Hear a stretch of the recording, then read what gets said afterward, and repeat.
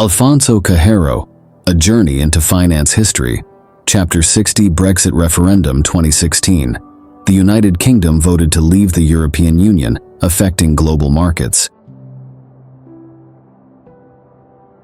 The year was 2016, and the United Kingdom stood at a crossroads. For years, murmurs of discontent had simmered beneath the surface of British politics, but now those whispers were growing into a roar. The decision to hold a referendum on whether to remain in the European Union had sparked a nationwide debate that cut across generations, communities, and political lines. This was the beginning of the Brexit saga, a tale that would reshape not only the UK, but also the entire world. The Prime Minister, David Cameron, had made a gamble. To quell the rising Euroscepticism within his own Conservative Party and to fend off the growing influence of the UK Independence Party, UKIP, he promised a referendum on EU membership. It was a high-stakes move, one he believed would end the debate once and for all by reaffirming the UK's place in the EU. But as the campaign began, it became clear that this decision would open a Pandora's box of emotions, fears, and hopes. London was abuzz with activity. The city, a melting pot of cultures and ideas, had always seen itself as a global capital. In the halls of Westminster, politicians debated fiercely.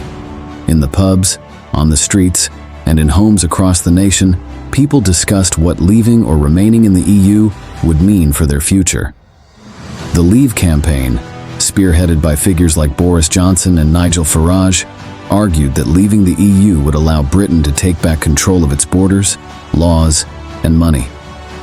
The Remain camp, led by Cameron and supported by figures like former Prime Minister Tony Blair, warned of economic catastrophe and loss of global influence.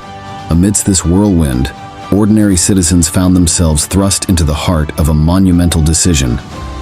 From the rolling hills of the Cotswolds to the bustling markets of Manchester, everyone had an opinion, a fear, a hope. The media played a crucial role, with newspapers, television channels, and social media platforms becoming battlegrounds for the soul of the nation. The atmosphere was charged, the stakes high. In a small town in Yorkshire, an elderly man named George sat in his living room, watching the news with a furrowed brow.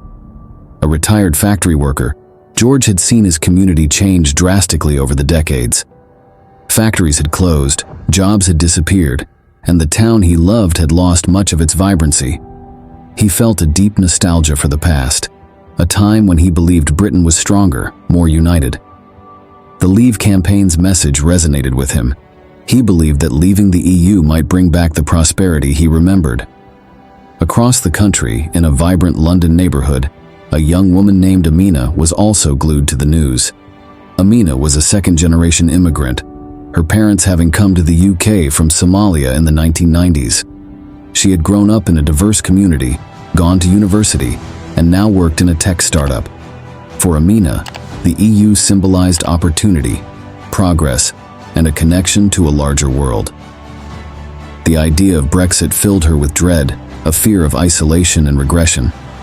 These two individuals, so different in their backgrounds and perspectives, encapsulated the divide that ran through the heart of Britain. As the referendum date approached, the country seemed to be splitting into two camps, each with its own vision of what it meant to be British, each with its own fears and dreams for the future. The night before the referendum, George sat down to write a letter to his grandchildren. He wanted them to understand why he was voting to leave. He wrote about the pride he felt in his country, the need for sovereignty, and his hope for a better future. Meanwhile, Amina penned a heartfelt post on social media, urging her friends and followers to vote to remain, highlighting the benefits of being part of a larger community and the risks of isolation. As the nation slept, the air was thick with anticipation. The next day would be a turning point, not just for the UK but for the entire world. The referendum was not just about policies and economics, it was about identity, belonging, and the future. And as the sun rose on June 23, 2016, the people of the United Kingdom prepared to make a choice that would reverberate through history.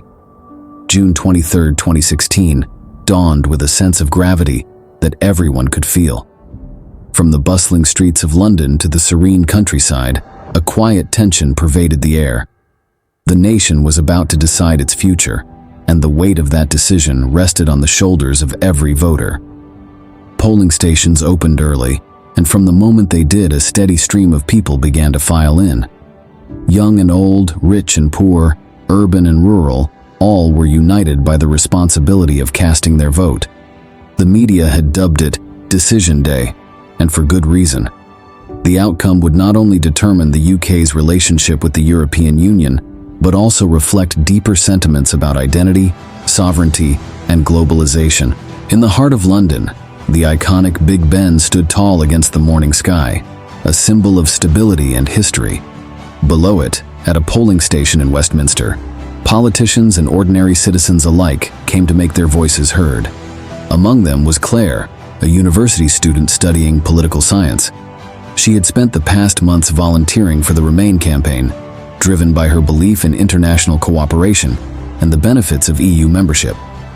As she cast her vote, she couldn't help but feel a surge of hope and anxiety. Meanwhile, in a small village in Cornwall, the atmosphere was different. James, a fisherman whose family had worked the seas for generations, arrived at his local polling station. The fishing industry had been hit hard by EU regulations, and James felt that leaving the EU might offer a chance to revive his community. His vote to leave was cast with a mixture of hope and defiance, a desire to reclaim what he felt had been lost. Throughout the day, similar scenes played out across the nation. In Scotland, where support for the EU was strong, many hoped a Remain vote would prevail and solidify their European identity. In Wales and Northern Ireland, opinions were more divided, reflecting the complex regional dynamics within the UK. As the day progressed, the media covered the event extensively. Reporters interviewed voters, analysts debated potential outcomes, and experts weighed in on the implications of each choice. Social media buzzed with activity, amplifying voices from every corner of the country. Hashtags like Brexit and EUREF trended, creating a digital echo chamber of opinions and emotions. In Birmingham, a city known for its diversity, the referendum brought together a tapestry of stories. Maria, an immigrant from Spain who had lived in the UK for over a decade, found herself deeply invested in the outcome. She had built a life here, and the thought of Brexit filled her with uncertainty. Next to her in line was Ahmed, a British-born entrepreneur of Pakistani descent, who saw the EU as a bureaucratic hindrance to his business. Their brief conversation highlighted the complexity of the decision at hand. As evening fell, the queues at polling stations began to thin. The final votes were cast, and the nation held its breath. The counting process began, and it was clear that this would be a long night. In homes, pubs, and public squares, people gathered around televisions and radios, awaiting the results. The atmosphere was electric, filled with a mixture of anticipation, fear, and excitement. In Downing Street, Prime Minister David Cameron watched the early returns with a tight-lipped expression. He had staked his political future on this referendum, and the initial results were too close to call. Across town, Boris Johnson and other prominent Leave campaigners monitored the situation with a mixture of optimism and apprehension. The possibility of a historic victory was within reach, but nothing was certain yet. As midnight approached, the first significant results began to trickle in. Sunderland, a stronghold of the Leave campaign, declared its results with a decisive majority for Brexit. The news sent ripples through the nation, and the pound began to fluctuate in response. Markets around the world watched closely, bracing for the impact of the UK's decision. In the early hours of June 24th, the picture became clearer. Region by region, the results came in, revealing a deeply divided nation. In Scotland and Northern Ireland, Remain had strong showings, while much of England and Wales leaned towards Leave. The final tally was close, but by dawn, it was undeniable. The United Kingdom had voted to leave the European Union. The announcement of the result was met with a mixture of jubilation and despair. For George in Yorkshire, it was a moment of vindication, a belief that his vote had counted for something significant.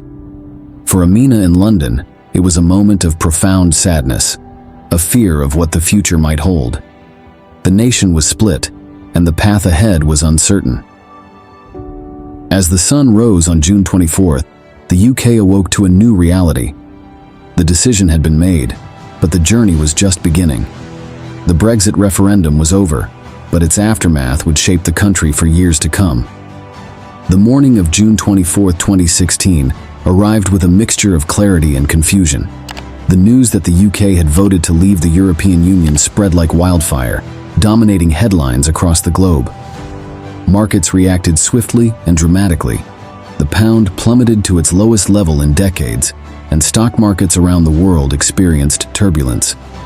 It was clear that the decision was not just a domestic matter. It had significant global implications.